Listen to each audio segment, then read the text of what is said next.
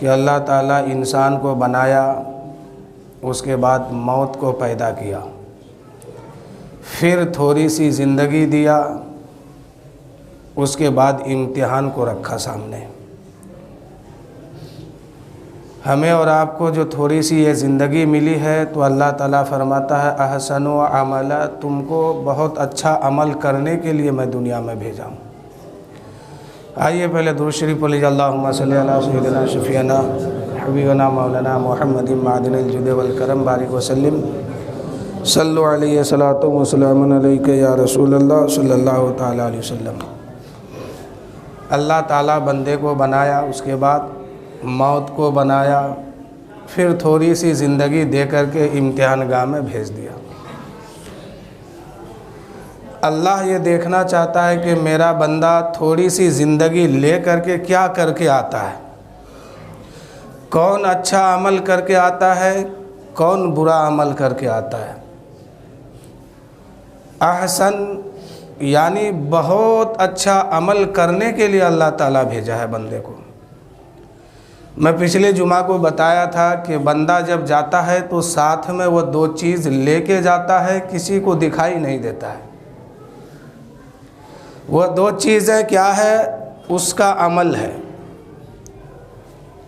یعنی ذرہ برابر وہ نیک کام کیا ہے وہ بھی ساتھ لے کے جا رہا ہے، ذرہ برابر برائی کیا ہے وہ بھی وہ ساتھ لے کے جا رہا ہے، اس کو دکھائی دے رہا ہے۔ اور فرشتے کو بھی یہ نظر آتی ہے، انسانوں کو اور دکھائی نہیں دیتا ہے۔ اب بندہ جب کفن کے اندر منہ چھپا لیتے ہیں تو بڑی حسرت اس کے اندر پیدا ہوتی ہے کہ یہ میرے ساتھ کیا ہو گیا، سب کچھ چھوٹ گیا، اب اس کو دو ہی چیز دکھائی دیتا ہے کہ یہی میرے ساتھ رہنے والا ہے، باقی سب کو چھوڑ دیا میں نے۔ اگر نیک ہے تو عمل نیک ہے تو سب ٹھیک ہے، اگر عمل برائی کے طرف زیادہ ہے تو بڑی حسرت ہوتی ہے اس وقت کہ میں نے یہ کیا کر دیا دنیا میں آ کر کے۔ اس لیے کہ ہر گناہ اس میں موجود ہے۔ کفن کے اندر منہ چھپایا ہے تو گناہ وہ بھی ہے، جو جوا کھیلا تھا جوا کا گناہ اس میں موجود ہے، جھوٹ بولا تھا وہ گناہ موجود ہے، اچھا عمل نہیں کیا تھا وہ بھی موجود ہے۔ اب یہ لے کر کے بندہ قبر کی دنیا کے طرف سفر کر رہے ہیں۔ اب بندہ جب قبر کی دنیا میں جاتے ہیں تو کیا ہوتا ہے کہ ان کو قبر میں 2 گز زمین کے نیچے لٹا دیا جاتا ہے، جگہ اتنی تنگ ہوتی ہے کہ کروٹ پھیرنے کا بھی موقع نہیں ملتا ہے۔ مثال کے طور پر وہی انسان جب دنیا میں رہتا تھا تو بہت لمبی چوڑی جگہ لے کر کے وہ سوتا تھا، لیکن آج جو سویا ہے تو ایک مٹی کے دیوار کے اندر وہ سویا ہے، نہ صوفہ ہے، نہ گدا ہے، نہ تکیہ ہے، نہ کوئی آرام کی چیز ہے، نہ ٹھنڈی سے بچنے کی چیز ہے، نہ گرمی سے بچنے کی چیز ہے۔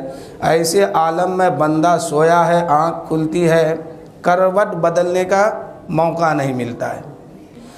پھر کچھ دیر کے بعد اوپر سے بانس بتی تخت لگا کر کے اس کو مٹی کے اندر دفن کیا جاتا ہے، اوپر سے مٹی ڈال دیا جاتا ہے۔ اب دیکھیے ہماری اور آپ کی جسم کی حیثیت کیا ہے۔ وہی انسان جب تک دنیا میں تھا تو بہترین انداز سے وہ زندگی گزارتا تھا، ٹھنڈی سے بچنے کے لیے سامان تیار کیا، گرمی سے بچنے کے لیے سامان تیار کیا، عیش و آرام کے ساتھ زندگی گزارا۔ اب وہی انسان قبر کی دنیا میں پہنچے ہیں، اب اس کی حقیقت کیا ہے ذرا وہ سماعت کیجیے۔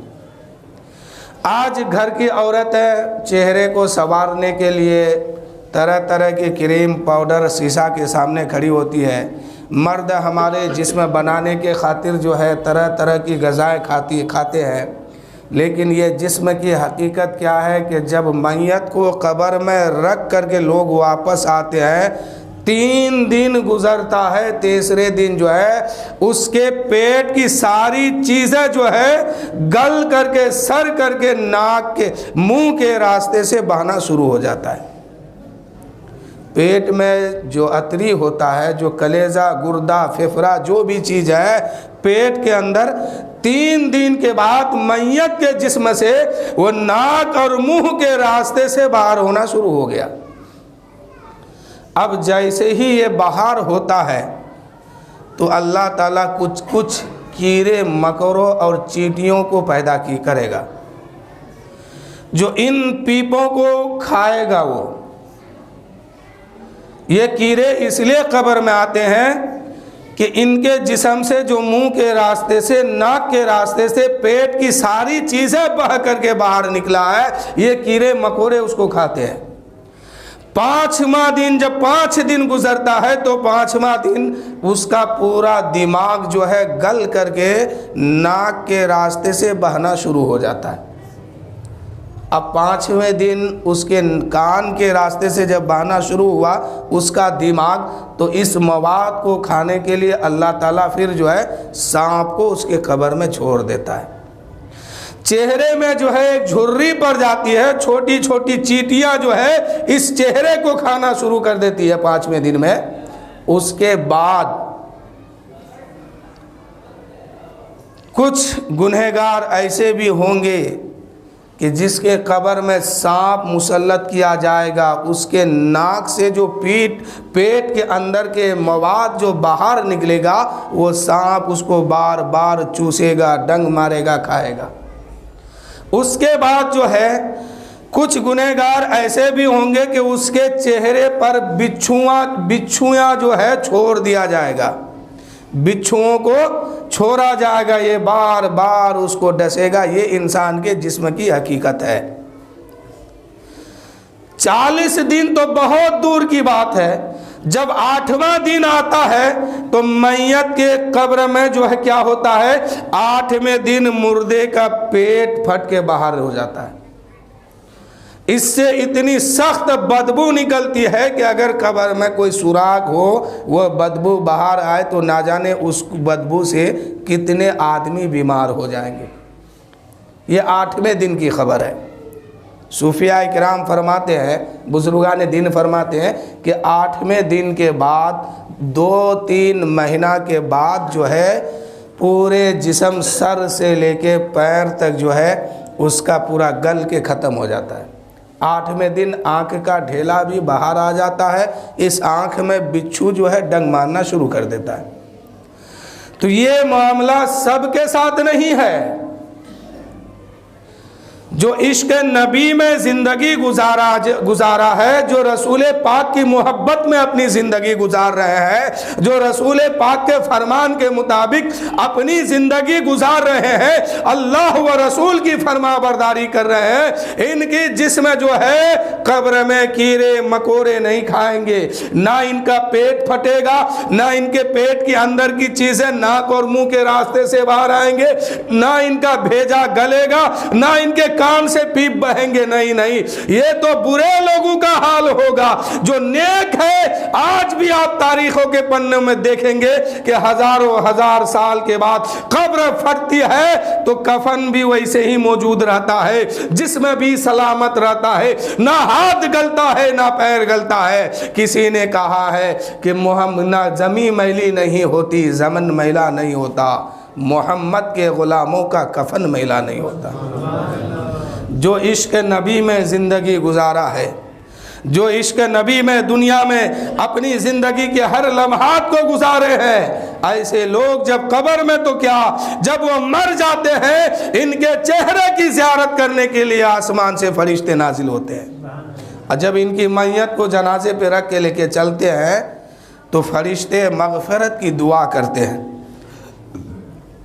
और जब नेक लोग कब्र में दफनाए जाते हैं तो रब की बारगाह से आवाज़ आती है कि फरिश्तों ज़रा धीरे इसे उठाना, इसे ज़रा धीरे से संभल के उठाना, इसलिए कि ये इश्क नबी में चल करके दुनिया से आया है, ये इश्क नबी पे मौत पाई है, इसका ईमान भी सलामत है, अमल भी सलामत है। तभी तो कहा है कि लहद में इश्क रुखे शह का दाग लेके चले, अंधेरी रात थी, अंधेरी रात सुनी थी, चिराग लेके चले। ये चिराग यहीं से लेके जाना होगा, ये चिराग यहीं से लेके जाना होगा। अगर चाहते हैं कि जन्नत में, जन्नत ये कब्र में जन्नत की खिड़की खुले, तो वहाँ कोई खिड़की बना के आपके लिए नहीं रखा है, वो खिड़की आपको खुद यहाँ बनाना होगा। अपने अमल से, अपने किरदार से, अपने इखलाक से, अपनी मोहब्बत से उस खिड़की को यहीं पे तैयार करना होगा। अब आप फैसला करें कि आप अपने जिस्म को किस अंदाज में ढालना चाहते हैं।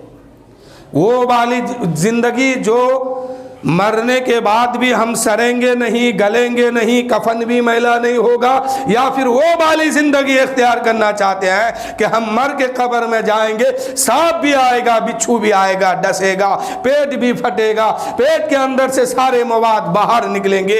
यहाँ तक उलमा फरमाते हैं, बुजुर्गान दीन फरमाते हैं कि उसका कलेजा, फेफड़ा, गुर्दा जो है गल के ये खून बन जाता है, और खून बन करके नाक के रास्ते से बाहर निकलता है। तो हमें और आपको चाहिए कि हम कौन सी ज़िंदगी इख्तियार करें और अपना जिस्म किधर हम लेके जाएं कि हम कब्र में सही सलामत से ज़िंदगी गुजारेंगे। और ऐसा नहीं है कि मरने के बाद तकलीफ़ नहीं होती है। आज जो चूटियाँ काटती है तो बदन खुजलाता है, कल जब चूटियाँ काटेगी तो दर्द होने लगेगा। यानी मरने के बाद दर्द जो है डबल में बढ़ा दिया जाता है। आज अगर 1 पैसे का दर्द है, मरने के बाद 2 पैसे का दर्द होने लगेगा, तकलीफ बढ़ जाएगी। उस वक्त रूहें आपकी देखेगी कि मेरे जिस्म के साथ क्या होता है। उस वक्त तकलीफ़ बहुत शिद्दत की होगी। इसलिए मेरे भाई, अपने जिस्म को अगर बचाना है कीड़े मकोड़े से, कब्र के अजाब से, कब्र की दहशत से, कब्र के खौफनाक वादी से, तो इस गड्ढे में गिरने से पहले, इस गड्ढे में दफन होने से पहले अपना किरदार, अपना अमल इस तरह सजा लीजिए कि वो कब्र नहीं बल्कि जन्नत की क्यारियों में तब्दील हो जाए। कब्र कहती है कि आने वाला, जब मैयत को कब्र में रख के लोग वापस होते हैं ना, तो मुर्दे में और कब्र में बात होती है। हदीस पाक का ये जुमला है। कब्र पूछती है कि आने वाले मेहमान, तुम जो मेरे अंदर आया तो क्या तैयारी करके आया है कि नहीं? क्या तुम्हें मालूम नहीं था? तुम जो मेरे अंदर आया तो तैयारी करके आया कि नहीं? मेरे अंदर तो सांप भी है, बिच्छू भी है, कीड़े भी है, मकोड़े भी है, चूटियां भी है, मेरे अंदर अजाब भी है। क्या तुम तैयारी करके आए हो कि नहीं आए हो? अगर तैयारी करके आए हो तो मैं फिर तेरे लिए जन्नत की बागों में से एक बाग बन जाऊंगी, और अगर तैयारी नहीं है तो जहन्नम के गड्ढों में से एक गड्ढा बनूंगी। कब्र कहती है ये जन्नत के बागों में से एक बाग का जुमला है और जहन्नम के गड्ढों में से एक गड्ढे का जुमला है। क्यों है? वह मिट्टी की ढेर कहती है कि आने वाला, जब तक तू मेरे अंदर नहीं आया था, वो मिट्टी की ढेर कहती है कि आने वाला, जब तक तू मेरे अंदर नहीं आया था मैं एक मिट्टी की ढेर बनी हुई थी। जब तू मेरे अंदर आया, तेरा अमल अच्छा पाया, तेरा इखलाक अच्छा है, तेरा किरदार अच्छा है, तो तेरे वजह से जो है अल्लाह ताला ने मुझे ये मकाम अता फरमाया कि जन्नत की खिड़की मेरे तरफ खोल दिया है। ले मुबारक हो, मेरे अंदर अब सुकून भी तेरे लिए है, चैन भी तेरे लिए है, और कल क़यामत के दिन जब मेरे अंदर से तू निकलेगा तो मुस्कुराते हुए निकलेगा। ये जन्नत की क्यारियों में से एक आवाज़ है।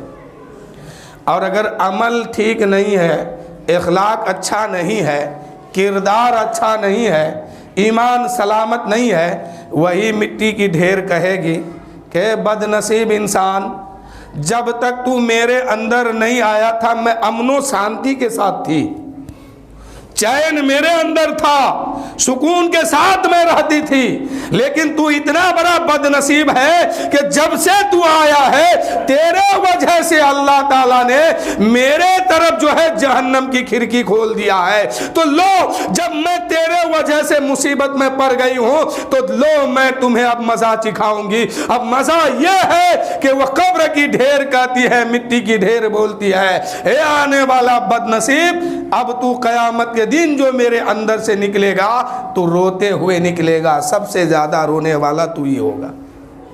اب وہاں کیا کرے گی وہ قبر؟ آپس میں جو گڈھا ہم لوگ کر کے آتے ہیں، میت کو دفن کرتے ہیں، جب گنہگار اس میں جاتا ہے، بے ایمان جاتا ہے، تو اس گڈھا آپس میں مل جاتی ہے، یہ دونوں دیواریں آپس میں مل گئی۔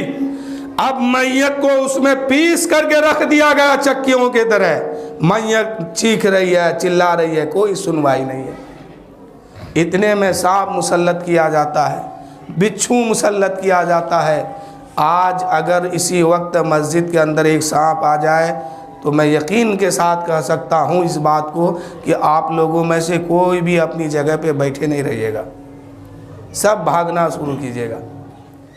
لیکن قبر کے اندر بھاگنے کی کوئی جگہ نہیں ہے۔ تیسرا دن ہوگا، قبر میں سانپ مسلط کیا جائے گا، وہ آپ کے جسم سے جو پیپ باہر نکلے گا آپ کے نہیں، جس کا عمل خراب ہے، جس کا اخلاق خراب ہے، جس کا ایمان سلامت نہیں ہے، ایسے لوگ جب قبر میں جائیں گے، تیسرے دن جب منہ سے اور ناک سے اس کا پیپ بہے گا، ایسے عالم میں سانپ مسلط کیا جائے گا۔ بچھو جو ہے اس پیپ کو چوسے گا، سانپ جو ہے اس پیپ کو چوسے گا، کھائے گا۔ اس لیے اس سانپ کو وہاں مسلط کیا جائے گا کہ اس کے جسم جو سڑنے لگا ہے، گلنے لگا ہے، اس جسم کو کھا کھا کے وہ ختم کر دے۔ لیکن یہ ہر آدمی کے ساتھ نہیں ہوگا، ایسا مت سمجھے گا کہ سب کے ساتھ ہوگا۔ جس کا ایمان سلامت رہے گا، جس کا عمل ٹھیک رہے گا، وہ کروڑوں سال بعد اس کی قبر کھود کے دیکھیے تو وہ ویسے ہی ملیں گے، وہ ویسے ہی ملیں گے۔ اسی بھارت کے سرزمین پر کئی واقعہ میں نے سنا ہے کہ حضرت علامہ کافی مراد آبادی کی قبر کئی سال کے بعد، 200 سال یا کچھ دنوں کے بعد کھولا گیا، یعنی اس کے قبر کے اوپر سے بھارت سرکار نے روڈ بنانا چاہا، لوگوں نے روکنے کی کوشش کیا، نہیں رکا۔ جب قبر ٹوٹی، قبر کھودی گئی، قبر پھٹی تو کیا دیکھتے ہیں؟ کافی مراد آبادی کا جسم ویسے ہی سلامت ہے جیسے اس کو دفن کیا گیا تھا 200 سال پہلے۔ تو یہ ہر آدمی کے ساتھ نہیں ہے۔ اس لیے میں کہتا ہوں، اس لیے میں جگا رہا ہوں آپ کو کہ اس گڈھے میں گرنے سے پہلے اپنے عمل درست کر لیجئے، کہیں ویسا نہ ہو کہ پھر حسرت بھری نگاہوں سے دیکھنے کے علاوہ کچھ نہ بچے۔ موت کب کس کو آئے گی کسی کو کوئی ٹھکانہ نہیں ہے۔ لوگ مر جاتے ہیں، باہر والے سوچتے ہیں بڑا اچھا سلوک ہوا ہوگا ان کے ساتھ، وہ تو وہی جانتا ہے جانے والا کہ کیا لے کے گیا ہے۔ آپ کے رونے دھونے سے اب کچھ نہیں ہونے والا ہے۔ ایک ماحول ہے دنیا میں کہ گھر کا کوئی فرد اگر انتقال کر جائے تو دوسرے لوگ رونے دھونے لگتے ہیں، اس لیے کہ ہمیشہ کے لیے اب یہ ساتھ چھوٹ رہا ہے۔ اب یہ جسم و جسمانیت کے ساتھ کبھی دنیا میں نہیں آنے والا ہے۔ لوگ رو رو کے بے تاشا ہو کے بے ہوش ہو جاتے ہیں، لیکن آپ کے اب رونے سے اس کا کوئی فائدہ نہیں ہے۔ رونا تو آپ کو پہلے ہی چاہیے تھا جب قرآن نے کہا کہ اے ایمان والو بچو اس آگ سے جس کا ایندھن انسان کو بنایا گیا ہے۔ اسی دن آپ کو اس بات کو ذہن میں رکھنا تھا کہ میرا بیٹا ہے، میری بیٹی ہے، میرے گھر کے لوگ ہیں۔ قرآن کہتا ہے خود بھی بچو اس آگ سے اور اپنے اہل و عیال کو بچاؤ، اپنے گھر کے لوگوں کو بچاؤ، اپنے خاندان کو بچاؤ۔ اگر اس دن رو لیتے، اس دن اس پر دھیان دے دیتے تو یقیناً وہ عذاب قبر سے بھی محفوظ رہتا، عذاب دوزخ سے بھی محفوظ ہو جاتا۔ لیکن اس دن تو دھیان دیے نہیں۔ اب مر گیا ہے تو رو کے کیا کیجیے گا، کیونکہ آپ کی طاقت میں نہیں ہے کہ اس کو دوبارہ زندگی دے دے، اب وہ واپس آنے والا نہیں ہے۔ اس لیے اگر رونا ہے تو پہلے ہی روئیے، جو کرنا ہے پہلے ہی کیجیے اپنے گھر والوں کے لیے۔ اس لیے کہ قرآن نے پہلے ہی آگاہ کر دیا کہ اے لوگو، اے مومنو، ایمان والو، جو ایمان لائے ہو ان سے قرآن کہتا ہے بچو اس آگ سے جس کا ایندھن، جس کا جلاون انسان کو بنایا گیا ہے، پتھروں کو بنایا گیا ہے۔ اور قرآن صرف آپ کو بچنے نہیں، آپ کے اہل کو بھی بچانے کہا ہے، آپ کے خاندان کے لوگوں کو بھی بچانے کہا ہے کہ خود بھی بچو، اپنی آل اولاد کو بھی بچاؤ، اپنے گھر والوں کو بھی بچاؤ، اپنے رشتہ داروں کو بھی بچاؤ۔ بچانا ہے تو ابھی اس پر دھیان دو، ورنہ پھر ان کا راستہ اگر بگڑ جائے گا تو پھر رونے دھونے سے اس وقت کچھ نہیں ہوگا۔